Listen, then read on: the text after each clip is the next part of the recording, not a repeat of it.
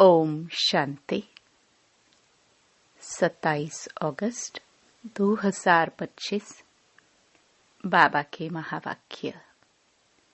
मीठे बच्चे, अपनी सतो प्रधान तकदीर बनाने के लिए याद में रहने का खूब पुरुषार्थ करो। सदा याद रहे, मैं आत्मा हूँ। बाप से पूरा वर्षा लेना है। प्रश्न। बच्चों को याद का चार्ट रखना मुश्किल क्यों लगता है? क्योंकि कई बच्चे याद को यथार्थ समझते ही नहीं हैं। बैठते हैं याद में और बुद्धि बाहर भटकती है, शांत नहीं होती। वह फिर वायुमंडल को खराब करते हैं। याद करते ही नहीं तो चार्ट फिर कैसे लिखे? अगर कोई झूठ लिखते हैं तो बहुत दंड पड़ जाता है। सच्चे बाप को सच बताना पड़े। गीत। तकदीर जगाकर आई हूँ। ओम शांति।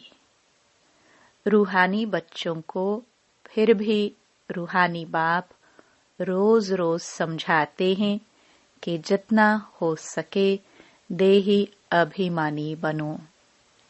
अपने को आत्मा निश्चय करो और बाप को याद करो, क्योंकि तुम जानते हो हम उस बेहद के बाप से बेहद सुख की तकदीर बनाने आए हैं, तो जरूर बाप को याद करना पड़े।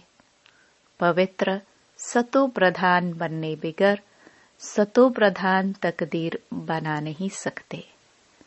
यह तो अच्छी रीति याद करो। मूल बात है ही एक। यह तो अपने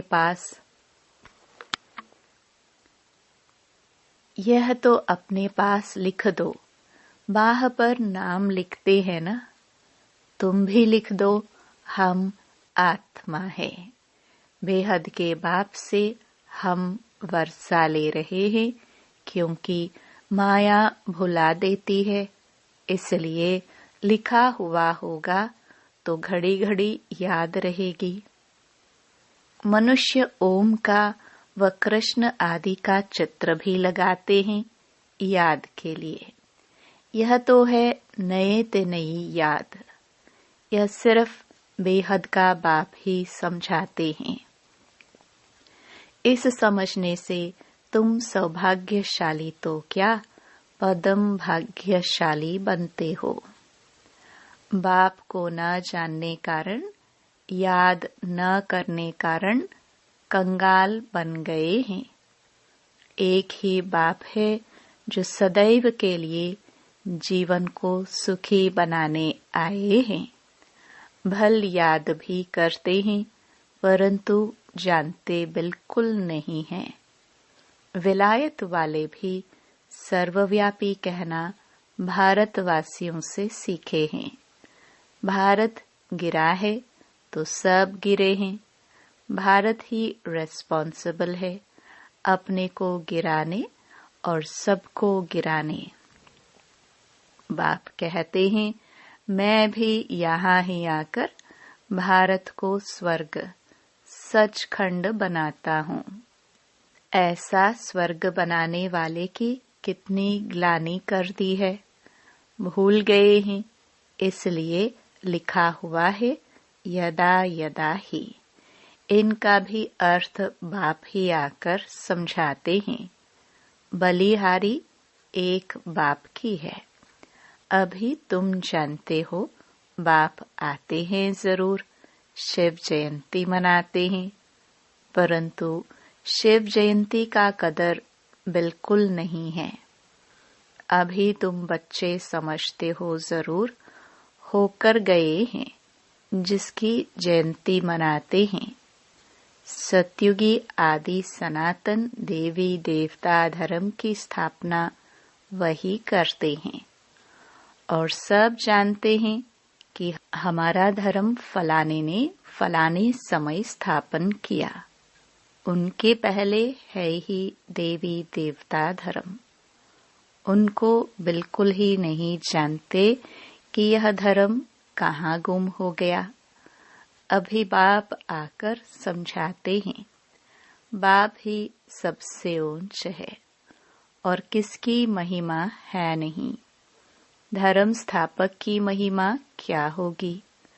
बाप ही पावन दुनिया की स्थापना और पतित दुनिया का विनाश कराते हैं और तुमको माया पर जीत पहनाते हैं। यह बेहद की बात है। रावण का राज्य सारी बेहद की दुनिया पर है।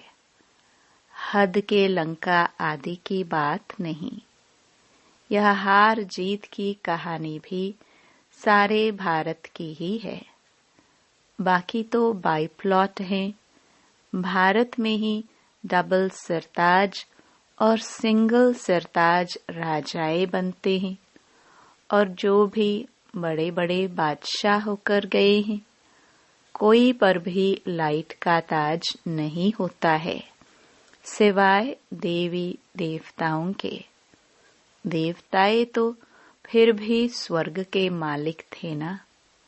अवश्य बाबा को कहा ही जाता है परम पिता पतित पावन। इनको लाइट कहाँ देंगे। लाइट तब दे जब बिगर लाइट वाला पतित भी हो। वह कभी बिगर लाइट वाला होता ही नहीं। बिंदी पर लाइट दे कैसे सकेंगे। हो ना सके। दिन प्रतिदिन तुमको बहुत गोह्य गोह्य बातें समझाते रहते हैं, जो जितना बुद्धि में बिठा सके। मुख्य है ही याद की यात्रा। इसमें माया के विघ्न बहुत पड़ते हैं।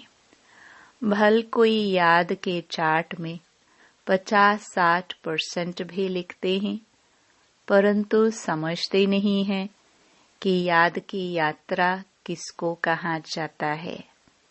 पूछते रहते हैं, इस बात को याद कहे। बड़ा मुश्किल है। तुम वहां 10-15 मिनट बैठते हो, उनमें भी जांच करो, याद में अच्छी रीति रहते हैं। बहुत हैं जो याद में रह नहीं सकते, फिर वह वायुमंडल को खराब कर देते हैं। बहुत हैं जो याद में न रहने से विघ्न डालते हैं। सारा दिन बुद्धि बाहर भटकती रहती है, सो यहाँ थोड़ी शांत होगी। इसलिए याद का चार्ट भी रखते नहीं। झूठा लिखने से तो और ही दंड पड़े। बहुत बच्चे भूले करते हैं, छिपाते हैं, सच बताते नहीं। बाप कहे और सच न बताए तो कितना दोष हो जाता। कितना भी बड़ा गंदा काम किया होगा तो भी सच बताने में लज्जा आएगी। अक्सर करके सब झूठ बताएंगे। झूठी माया झूठी काया है ना। एकदम देह अभिमान में आ जाते हैं। सच सुनाना तो अच्छा ही है और भी सीखेंगे। यहाँ सच बताना है। नॉलेज के साथ साथ याद की यात्रा भी जरूरी है, क्योंकि याद की यात्रा से ही अपना और विश्व का कल्याण होगा। नॉलेज समझाने के लिए बहुत सहज है। याद में ही मेहनत है। बाकी बीज से झाड़ कैसे निकलता है वह तो सबको मालूम रहता है। बुद्धि में 84 का चक्र है। बीज और झाड़ की नॉलेज होगी ना। बाप तो सत्य है, चैतन्य है, ज्ञान का सागर है। उनमें नॉलेज है समझाने के लिए। यह तो बिल्कुल अनकॉमन बात। यह मनुष्य सृष्टि का झाड़ है। यह भी कोई नहीं जानते। सब नेति नेति करते गए। ड्यूरेशन को ही नहीं जानते तो बाकी क्या जानेंगे। तुम्हारे में भी बहुत थोड़े हैं जो अच्छी रीति जानते हैं। इसलिए सेमिनार भी बुलाते हैं। अपनी अपनी राय दो। राय तो कोई भी दे सकते हैं। ऐसे नहीं कि जिनके नाम है उनको ही देनी है। हमारा नाम नहीं है, हम कैसे देवे? नहीं, कोई को भी सर्विस अर्थ कोई राय हो, एडवाइस हो, लिख सकते हो। बाप कहते हैं कोई भी राय आए तो लिखना चाहिए। बाबा, इस युक्ति से सर्विस बहुत बढ़ सकती है। कोई भी राय दे सकते हैं। देखेंगे किस किस प्रकार की राय दी है। बाबा तो कहते रहते हैं किस युक्ति से हम भारत का कल्याण करें, सबको पैगाम देवे। आपस में विचार निकालो, लिखकर भेजो। माया ने सबको सुला दिया है। बाप आते ही है जब मौत सामने होता है। अब बाप कहते हैं सबकी वानप्रस्थ अवस्था है। पढ़ो न पढ़ो, मरना जरूर है। तैयारी करो न करो, नई दुनिया जरूर स्थापन होनी है। अच्छे अच्छे बच्चे जो हैं वह अपनी तैयारी कर रहे हैं। सुदामा का भी मिसाल गाया हुआ है। चावल मुट्ठी ले आया। बाबा, हमको भी महल मिलने चाहिए। है ही उनके पास चावल मुट्ठी तो क्या करेंगे? बाबा ने मम्मा का मिसाल बताया है। चावल मुट्ठी भी नहीं ले आई, फिर कितना ऊंच पद पा लिया। इसमें पैसे की बात नहीं है। याद में रहना है और आप समान बनाना है। बाबा की तो कोई फी आदि नहीं। समझते हैं हमारे पास पैसे पड़े हैं तो क्यों न यज्ञ में स्वाहा कर दे। विनाश तो होना ही है। सब व्यर्थ हो जाएगा। इससे कुछ तो सफल करे। हर एक मनुष्य कुछ न कुछ दान पुण्य आदि जरूर करते हैं। वह है पापात्माओं का पापात्माओं को दान पुण्य। फिर भी उसका अल्पकाल के लिए फल मिल जाता है। समझो कोई यूनिवर्सिटी कॉलेज आदि बनाते हैं, पैसे जास्ती है, धर्मशाला आदि बना देते हैं तो उनको मकान आदि अच्छा मिल जाएगा। परंतु फिर भी बीमारी आदि तो होगी ना। समझो किसने हॉस्पिटल आदि बनाई होगी तो करके तंदुरुस्ती अच्छी रहेगी, परंतु उनसे सब कामनाएं तो सिद्ध नहीं होती है। यह तो बेहद के बाप द्वारा तुम्हारी सब कामनाएं पूरी हो जाती है। तुम बनते हो पावन तो सब पैसे विश्व को पावन बनाने में लगाना अच्छा है ना। मुक्ति जीवन मुक्ति देते हो सो भी आधा कल्प के लिए। सब कहते हैं हमको शांति कैसे मिले। वह तो शांति धाम में मिलती है और सतयुग में एक धर्म होने कारण वहां अशांति होती नहीं।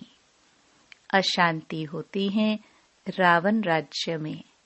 गायन भी है ना, राम राजा राम प्रजा। वह है अमरलोक। वहां अमरलोक में मरने का अक्षर होता नहीं। यहाँ तो बैठे बैठे अचानक मर जाते हैं। इसको मृत्युलोक, उसको अमरलोक कहा जाता है। वहां मरना होता नहीं। पुराना एक शरीर छोड़ फिर बालक बन जाते हैं। रोग होता नहीं। कितना फायदा होता है। श्री श्री की मत पर तुम एवर हेल्दी बनते हो। तो ऐसे रूहानी सेंटर्स कितने खोलने चाहिए? थोड़े भी आते हैं, वह कम है क्या? इस समय कोई भी मनुष्य ड्रामा के ड्यूरेशन को नहीं जानते हैं। पूछेंगे, तुमको फिर यह किसने सिखलाया है? अरे, हमको बताने वाला बाप है। इतने ढेर बीके हैं। तुम भी बीके हो, शिव बाबा के बच्चे हो, प्रजापिता ब्रह्मा के भी बच्चे हो। यह है ह्यूमैनिटी का ग्रेट ग्रेट ग्रैंडफादर। इनसे हम बीके निकले हैं। बिरादरियां होती है ना। तुम्हारे देवी देवताओं का कुल बहुत सुख देने वाला है। यहाँ तुम उत्तम बनते हो, फिर वहाँ राज्य करते हो। यह किसको बुद्धि में रह ना सके। यह भी बच्चों को समझाया है। देवताओं के पैर इस तमो प्रधान दुनिया में पड़ न सके। जड़ चित्र का परछाया पड़ सकता है, चैतन्य का नहीं पड़ सकता। तो बाप समझाते हैं, बच्चे, एक तो याद की यात्रा में रहो, कोई भी विक्रम न करो और सर्विस की युक्तियां निकालो। बच्चे कहते हैं, बाबा, हम तो लक्ष्मी नारायण जैसा बनेंगे। बाबा कहते, तुम्हारे मुख में गुलाब, लेकिन इसके लिए मेहनत भी करनी है। ऊंच पद पाना है तो आप समान बनाने की सेवा करो। तुम एक दिन देखेंगे, एक एक पंडा अपने साथ 100-200 यात्री भी ले आएंगे। आगे चल देखते रहेंगे। पहले से थोड़े कुछ कह सकते हैं। जो होता रहेगा सो देखते रहेंगे। यह बेहद का ड्रामा है। तुम्हारा है सबसे मुख्य पाठ बाप के साथ। जो तुम पुरानी दुनिया को नई बनाते हो, यह है पुरुषोत्तम संगम युग। अब तुम सुख धाम के मालिक बनते हो।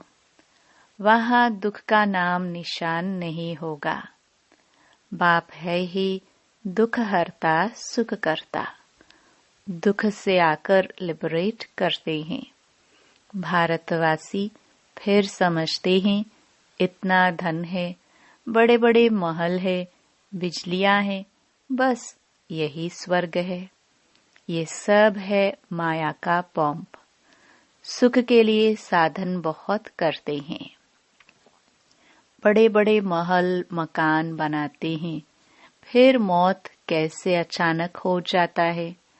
वहां मरने का डर नहीं। यहाँ तो अचानक मर जाते हैं, फिर कितना शोक करते हैं। फिर समाधि पर जाकर आंसू बहाते हैं। हर एक की अपनी अपनी रस्म रिवाज है, अनेक मत हैं। सतयुग में ऐसी बातें होते नहीं। वहां तो एक शरीर छोड़ दूसरा ले लेते हैं। तो तुम कितना सुख में जाते हो, उसके लिए कितना पुरुषार्थ करना चाहिए। कदम कदम पर मत लेनी चाहिए। गुरु की व पति की मत लेते हैं, व तो अपनी मत से चलना होता है। आसुरी मत क्या काम देंगी, आसुरी तरफ ही ढकेलेगी। अब तुमको मिलती है ईश्वरीय मत, ऊंच ते ऊंच। इसलिए गाया हुआ भी है श्रीमत भगवानुवाच। तुम बच्चे श्रीमत से सारे विश्व को हेवन बनाते हो। उस हेवन के तुम मालिक बनते हो। इसलिए तुम्हें हर कदम पर श्रीमत लेनी है। परंतु किसकी तकदीर में नहीं है तो फिर मत पर चलते नहीं हैं। बाबा ने समझाया है, किसको भी अपना कुछ अकल हो, राय हो तो बाबा को भेज देवे। बाबा जानते हैं कौन कौन राय देने लायक है। नए नए बच्चे निकलते रहते हैं। बाबा तो जानते हैं ना कौन से अच्छे अच्छे बच्चे हैं। दुकानदारों को भी राय निकालनी चाहिए। ऐसे यत्न करे जो बाप का परिचय मिले। दुकान में भी सबको याद कराते रहे। भारत में जब सतयुग था तो एक धर्म था। इसमें नाराज होने की तो बात ही नहीं। सबका एक बाप है। बाप कहते हैं मामेकम याद करो तो तुम्हारे विक्रम विनाश हो जाए, स्वर्ग के मालिक बन जाएंगे। अच्छा, मीठे मीठे सिखिलदे बच्चों प्रति माता पिता बाप दादा का याद प्यार और गुड मॉर्निंग। रूहानी बाप की रूहानी बच्चों को नमस्ते। धारणा के लिए मुख्य सार। पहला, श्रीमत पर चलकर सारे विश्व को स्वर्ग बनाने की सेवा करनी है। बहुतों को आप समान बनाना है। आसुरी मत से अपनी संभाल करनी है। दूसरा, याद की मेहनत से आत्मा को सतो प्रधान बनाना है। सुदामा मिसल जो भी चावल मुट्ठी है वह सब सफल कर अपनी सर्व कामनाएं सिद्ध करनी है। वरदान, एक बाप दूसरा न कोई। इस दृढ़ संकल्प द्वारा अविनाशी अमर भव। जो बच्चे यह दृढ़ संकल्प करते हैं कि एक बाप दूसरा न कोई, उनकी स्थिति स्वतः और सहज एक रस हो जाती है। इसी दृढ़ संकल्प से सर्व संबंधों की अविनाशी तार जुड़ जाती है और उन्हें सदा अविनाशी भव अमर भव का वरदान मिल जाता है। दृढ़ संकल्प करने से पुरुषार्थ में भी विशेष रूप से लिफ्ट मिलती है। जिनके एक बाप से सर्व संबंध हैं, उन्हें सर्व प्राप्तियां स्वतः हो जाती हैं। स्लोगन, सोचना, बोलना और करना तीनों एक समान बनाओ, तब कहेंगे सर्वोत्तम पुरुषार्थी। अव्यक्त इशारे। सहज योगी बनना है तो परमात्म प्यार के अनुभवी बनो। जिस समय जिस संबंध की आवश्यकता हो उसी संबंध से भगवान को अपना बना लो। दिल से कहो मेरा बाबा और बाबा कहे मेरे बच्चे। इसी स्नेह के सागर में समा जाओ। यह स्नेह छत्र छाया का काम करता है। इसके अंदर माया आ नहीं सकती। यही सहज योगी बनने का साधन है। ओम शांति।